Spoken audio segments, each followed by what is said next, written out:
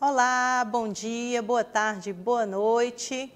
Sejam bem-vindos ao módulo 4 do curso de flauta doce do Festival Internacional de Música Instrumental da Casa de Vovó Dedé.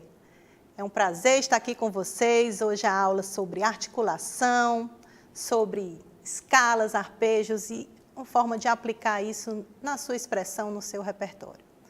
Eu me chamo Luciana Gifone, sou uma mulher baixa de pele morena, tenho cabelos e olhos castanhos escuros, cabelos cacheados compridos, uso óculos e estou com uma blusa verde e uma calça cinza e acompanhada de diversos instrumentos musicais sobre uma mesa, flautas doces de diversos tamanhos e formatos e um laptop onde eu vou exibir slides para vocês, para acompanhar um pouco a minha fala e também guiar essa aula bastante. Hoje vamos ter bastante partituras aparecendo aqui.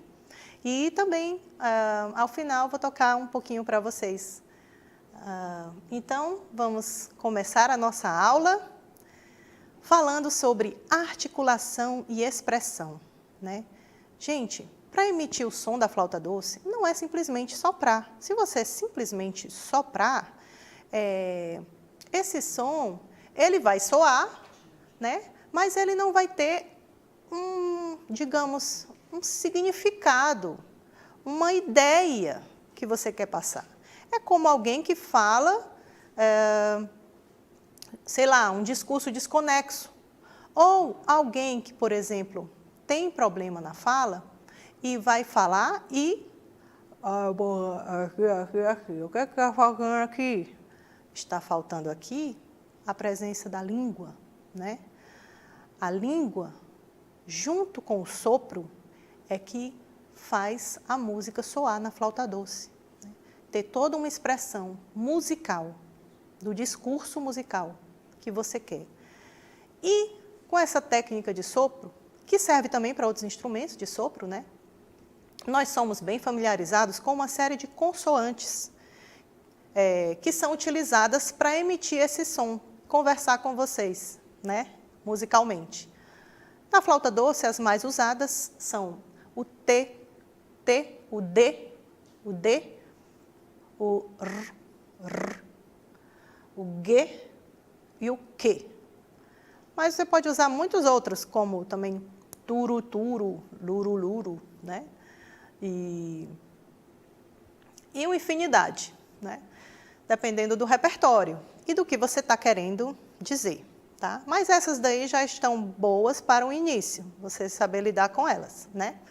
Então, o objetivo de você ter uma boa articulação e compreender bem como funciona essa articulação, articular bem, digamos, as notas, é ter uma clareza maior no seu discurso, né, musical, no que você está tocando, convencendo as pessoas, né?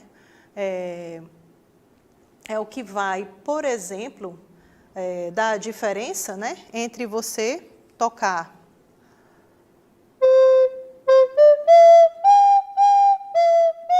simplesmente soprando, né, uma melodia e articulando.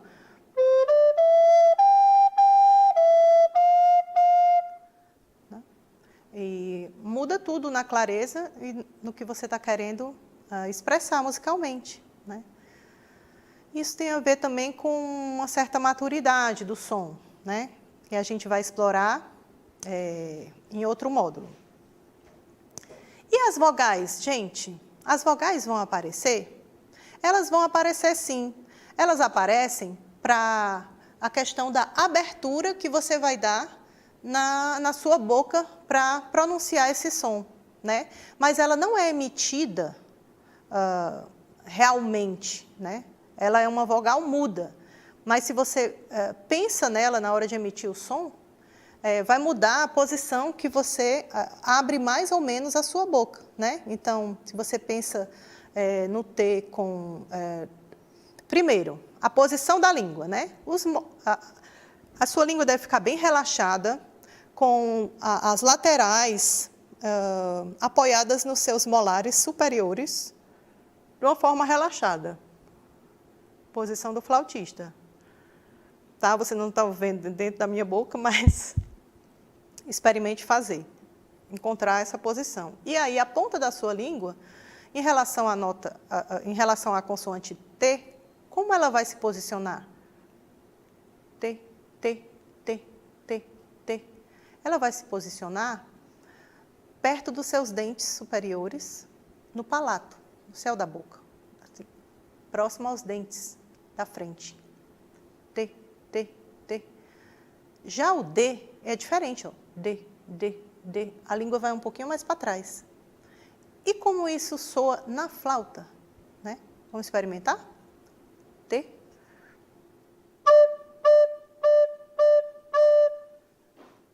E o D. É muito sutil e cada um vai ter essa experiência pessoal, mas vai chegar a um resultado muito parecido. Em que o T, ele é mais forte e o D, ele é mais suave. Então, já aí temos duas possibilidades de expressão musical. Uma mais forte, mais contundente, não é mais forte, é mais incisiva, né? Mais dura, mais ríspida. E outra mais suave, certo?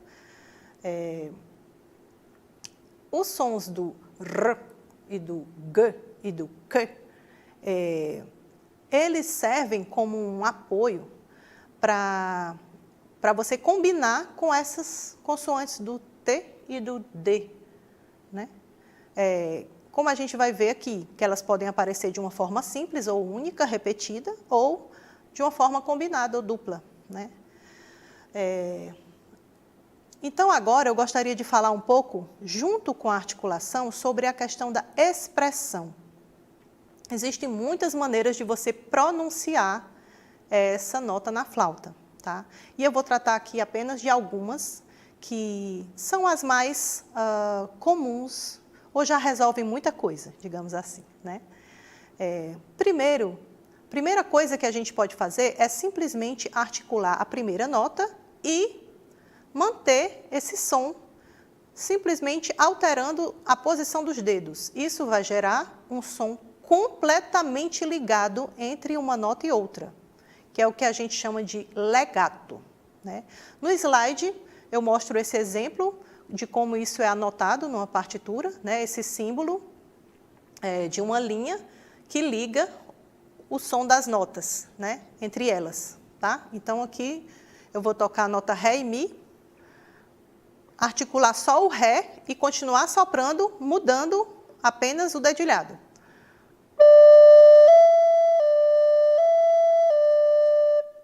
Certo?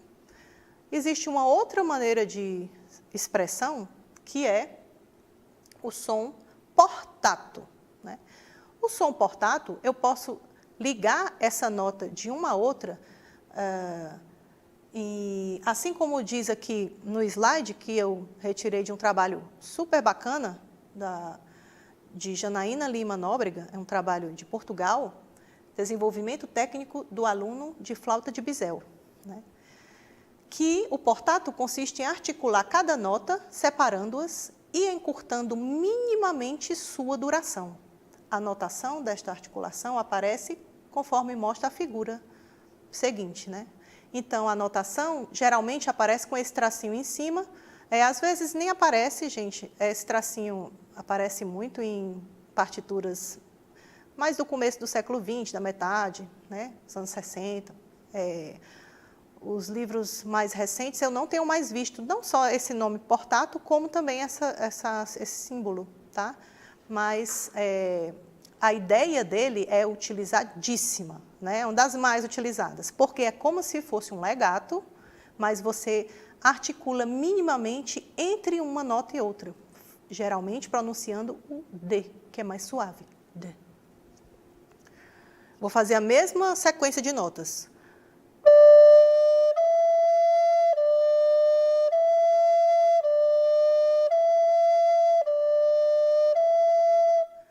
Então, praticamente, esse som ficou ligado também. Mas ele tem uma quebra que é uma pronúncia muito discreta e que dá um efeito expressivo muito interessante, tá? Existe também outro tipo de articulação, que é o non legato. Então, é exatamente você separar as notas uma de cada vez E geralmente quem está aprendendo a tocar começa assim, com o non legato, em articulação de T ou de D, né? Então, por exemplo,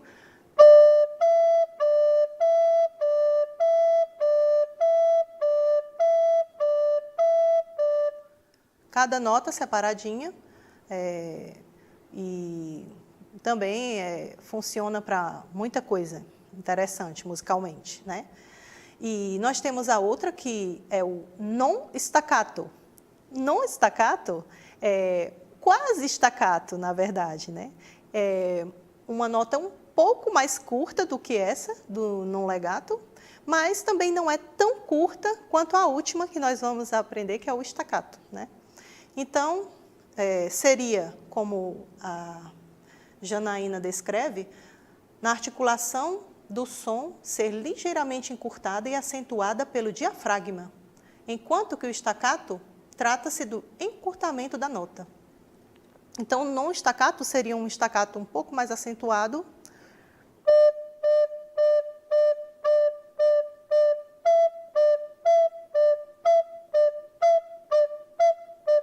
né? E o staccato bem curtinho.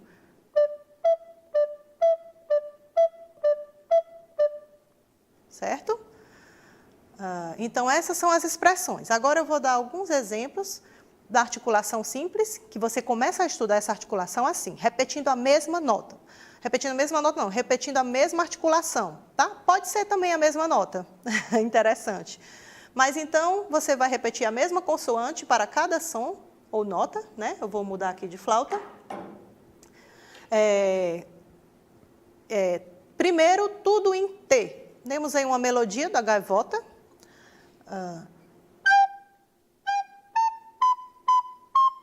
Aqui eu fiz bem staccato, né? Eu vou tentar fazer menos staccato.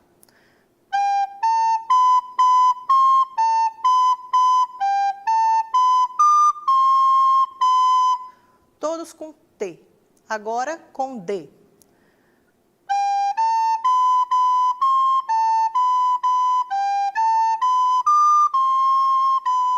Gente, é muito discreta a diferença, mas tem sim um efeito e faz toda a diferença nesse instrumento tão delicado, tão especial em relação aos seus recursos sonoros, né?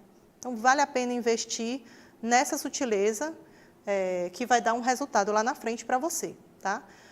Uma outra maneira de estudar é exatamente através das escalas. Você não vai começar tocando uma escala toda, você pode juntar grupetos, né?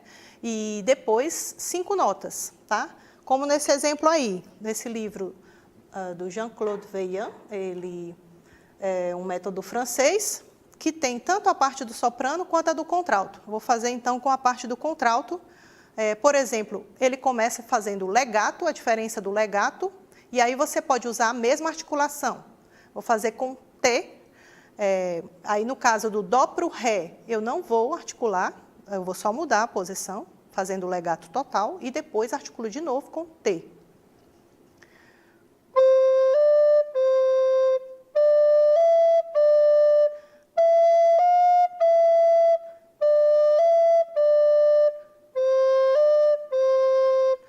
Então, nessa posição do Mi para o Fá, tem um grande movimento aqui de mãos.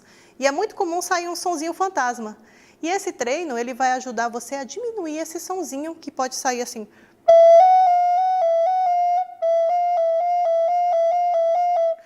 Né?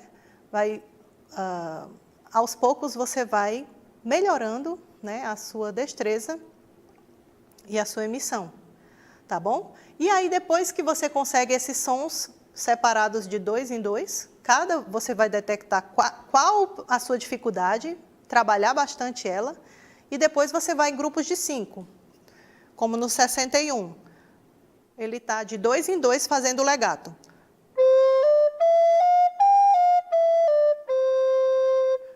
E agora, outra opção de 4 notas em 4 notas fazendo o legato.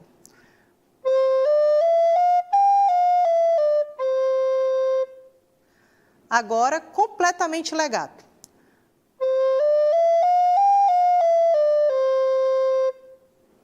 E depois, 3 notas em legato, articula a outra, mais 3 notas em legato.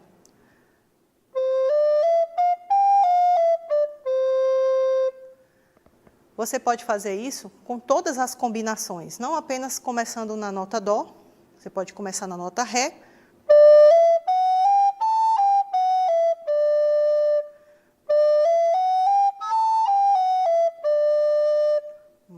Lá falhou um pouquinho.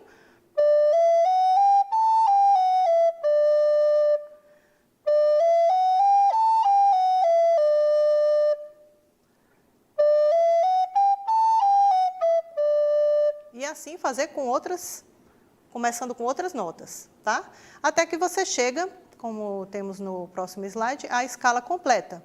E várias outras possibilidades de treinar. A articulação simples, né? Você pode fazer com o T ou com o D. Primeiro, aqui eu vou voltar para o soprano. Fazendo, por exemplo, a escala de Dó maior só com uma articulação simples.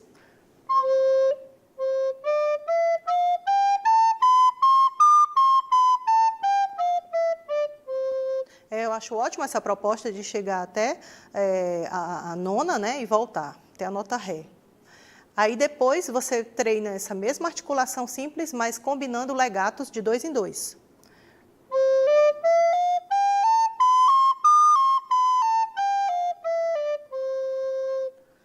Depois, 3 notas ligadas.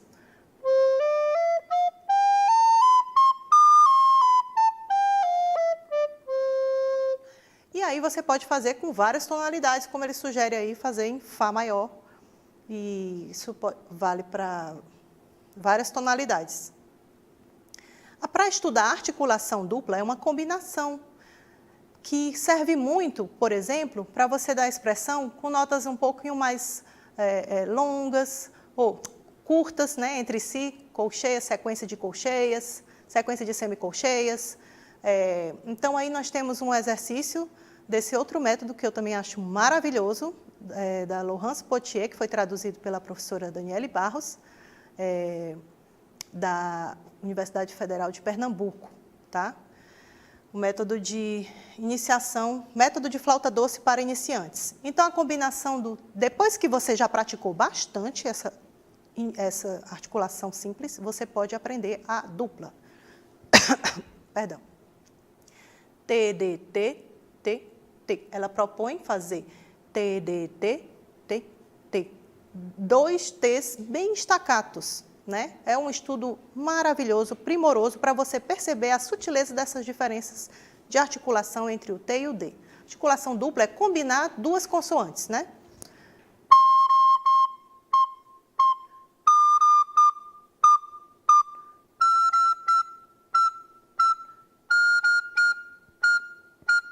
Certo? Isso você pode fazer com todas as notas, tá, gente? Até perceber uma igualdade, qual nota que está estourando, qual que você não consegue chegar, né? E repetir bastante. Depois, fazer como está propondo aí, juntando 2 sequências, né? Porque aqui só está juntando uma sequência, T, D, T, de articulação dupla. O exercício 13 traz 2 sequências.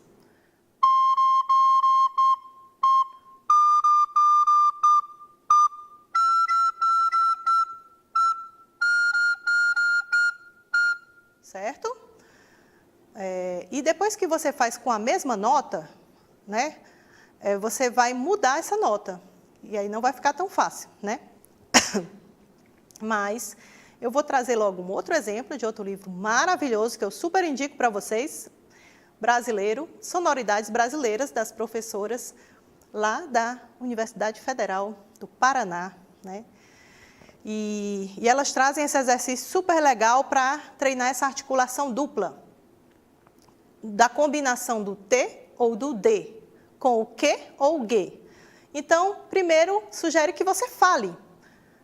Tacatacatá, tacatacatá, tequetequetê, tequetequetê, tiquitiquiti, tiquitiquiti, tocotocotô, tocotocotô, tucutucutu, tucutucutu.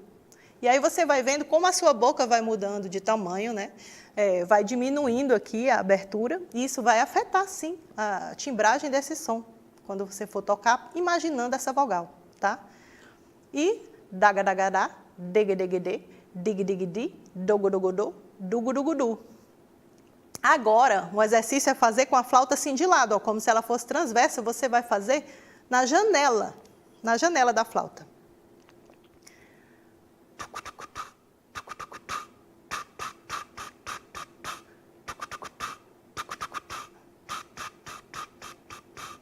Gente, isso abre a sua mente, dá uma consciência dessa articulação, uma coisa tão simples, né? Você mudar a lógica de como tocar, e isso faz com que você realmente internalize essa grande novidade dessa articulação para você, né?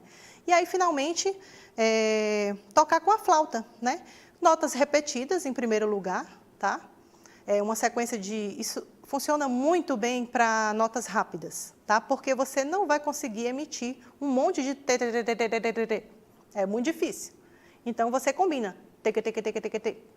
Olha, vai muito mais rápido, vai mais fluente. Você aproveita isso na flauta, né? Então, nós temos aqui a letra C com 4 notas repetidas e depois muda para uma sequência de 2 notas fazendo tu, né?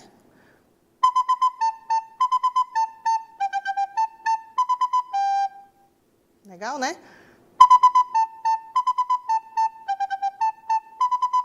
No começo não vai ter muita igualdade, e às vezes a gente se desconcentra também. Isso que é o treino de fazer falando. Tê. Às vezes a gente parece Eu gosto de estudar isso, por exemplo, dentro do carro, né? Aí parece uma maluca assim, falando. Adoro estudar as articulações assim, dentro do carro, fazendo essa prática, né?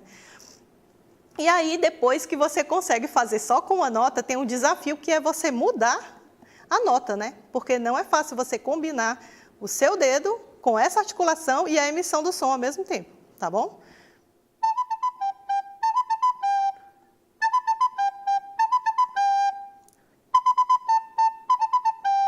Né? E preste atenção também se você não está falando com a sua garganta, porque algumas pessoas fazem isso, tá bom? Pessoal, no final aqui eu só queria abordar aqui também, você pode fazer isso com várias escalas, né? Esse exemplo traz as maneiras de você fazer, combinando também a velocidade dessa escala e a sobreposição de terças e os acordes, tá? Que eu vou terminar aqui mostrando esses acordes.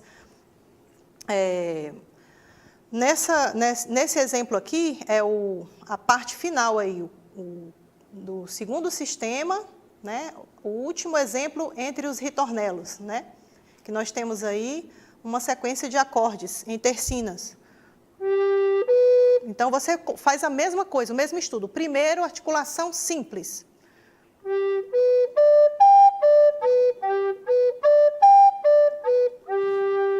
Depois, você faz articulação dupla.